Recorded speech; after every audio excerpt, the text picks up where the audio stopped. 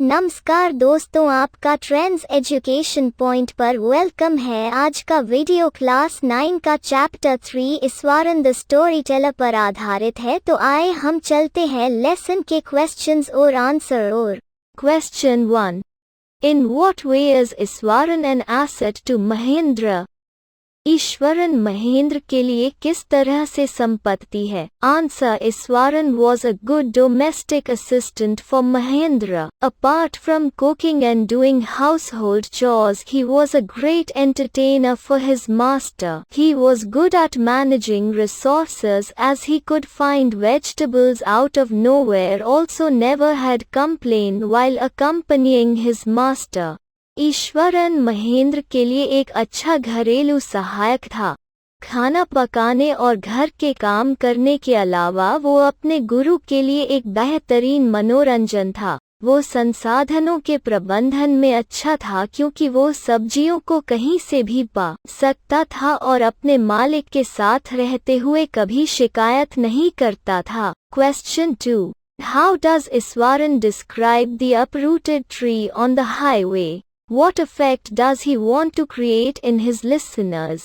ईश्वरन राजमार्ग पर उखड़े हुए पेड़ का वर्णन कैसे करते हैं? वो अपने श्रोताओं में क्या प्रभाव पैदा करना चाहता है? Answer: Eswaran describes the uprooted tree on the highway with eyebrows suitably arched and hands held out in a dramatic way. He would begin by saying that the road was deserted and he was all alone. Suddenly he spotted something that looked like an enormous bushy beast lying sprawled across the road. He was half inclined to turn and go back, but as he came closer he saw that it was a fallen tree, with its dry branches spread out. The effect he wants to create is suspense and a surprise ending to every small incident that he narrates to his readers. Eswaran ने राजमार्ग पर उखाड़े हुए पेड़ का वर्णन किया है जिसमें भौहें काफी उभरी हुई हैं और हाथों को नाटकीय तरीके से रखा गया है। वो यह कहकर शुरू करेगा कि सड़क सुनसान थी और वो बिल्कुल अकेला था। अचानक उन्हें कुछ ऐसा दिखाई दिया जो सड़क पर फैला हुआ एक विशाल जंगली जानवर की तरह लग रहा था। वो मुड़ने और वापस जाने के लिए आधा इच्छुक था, लेकिन जैसे ही वो करीब आया उसने देखा कि यह एक गिरा हुआ पेड़ था जिसकी सूखी शाखाएं फैली हुई थीं। वो जो प्रभाव पैदा करना चाहता है वो सस्पेंस और हर छोटी घटना के लिए एक आश्चर्यजनक अंत है जो वो अपने पाठकों को सुनाता है। Question 3. How does he narrate the story of the tusker?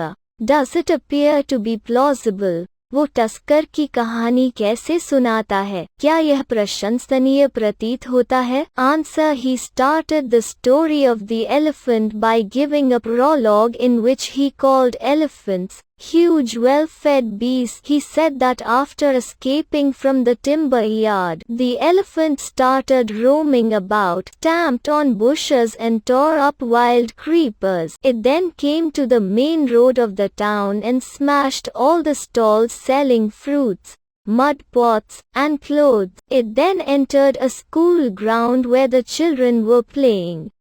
It pulled out the football goal post, tore down the volleyball net, flattened the drum kept for water and uprooted the shrubs. All the teachers and students were so afraid that they climbed up to the terrace of the school building. According to Eswaran, he was studying in the junior class at that time. He grabbed a cane from the hands of one of the teachers and ran into the open. The elephant continued grunting and stamping its feet.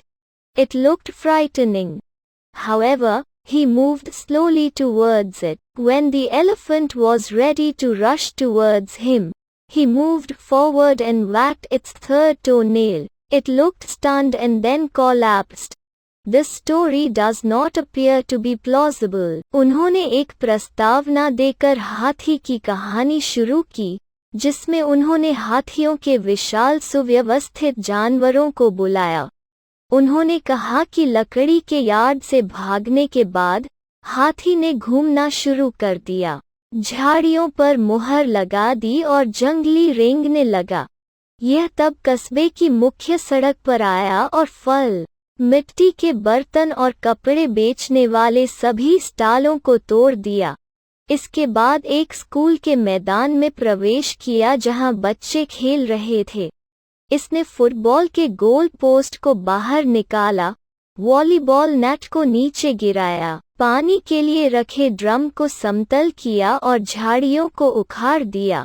सभी शिक्षक और छात्र इतने भयभीत थे कि वे school भवन की छत पर चढ़ गए। ईश्वरन के मुताबिक वो उस समय जूनियर क्लास में पढ़ रहा था। उसने शिक्षकों में से एक के हाथ से एक बेत पकड़ा और खुले में भाग गया। हाथी ने अपने पैरों को पकड़ना और दबाना जारी रखा। यह भयावह लग रहा था। हालांकि वो धीरे धीरे इसकी ओर बढ़ा। जब हाथी उसकी ओर दौड़ने के लिए तैयार हुआ तो वो आगे बढ़ा और अपने तीसरे पैर के नाखून को हिलाया। यह स्तब्ध दिखी और फिर ढह गई। यह कहानी प्रशंसनीय प्रतीत नहीं होती। Question 4. Why does the author say that Iswaran seemed to more than make up for the absence of a TV in Mahendra's living quarters? लेखक यह क्यों कहता है कि ईश्वर महेंद्र के रहने वाले क्वार्टर में टीवी की अनुपस्थिति के लिए मेकअप से ज्यादा लगता था? Answer. The author says so because Iswaran provided a great company to Mahendra. He would chat with Mahendra at night when he returned from his work. Iswaran would also entertain Mahendra by telling stories. Thus, with Iswaran around, Mahendra never felt bored and never felt the necessity of having a TV for entertainment. लेखक ने ऐसा इसलिए कहा क्योंकि ईश्वरन ने महेंद्र को एक महान कंपनी प्रदान की। जब वो अपने काम से लौटता तो वो रात में महेंद्र से बात करता। ईश्वरन भी कहानी सुनाकर महेंद्र का मनोरंजन करेगा। इस प्रकार महेंद्र के चारों ओर ईश्वरन कभी ऊब महसूस नहीं करता था और मनोरंजन के लिए टीवी होने की आवश्यकता महसूस नहीं करता था। Question 6. Can you think of some other ending for the story? क्या आप कहानी के लिए कुछ और सोच सकते हैं? Answer. The story could have ended on a more positive note. Instead of resigning from his job, Mahendra could have been shown as a real courageous man and proving the ghost theory wrong. Another ending can be of both Mahendra and Iswaran leaving the place together and in turn continuing their bond, which is depicted earlier in the story. Iswaran has been explained as a man of all seasons for Mahendra. कहानी अधिक सकारात्मक note पर समाप्त हो सकती थी। महेंद्र को अपनी नौकरी से इस्तीफा देने के बजाय असली साहसी व्यक्ति के रूप में दिखाया जा सकता था और भूत सिद्धांत को गलत साबित किया जा सकता था। एक और अंत महेंद्र और ईश्वरन दोनों का हो सकता है जो एक साथ जगह छोड़ रहे हैं और बदले में अपने बंधन को जारी रखते हैं जिसे कहानी में पहले दर्शाया गया है। ईश्वरन को महेंद्र के लिए सभी मौसमों के व्यक्ति के रूप में समझाया गया है।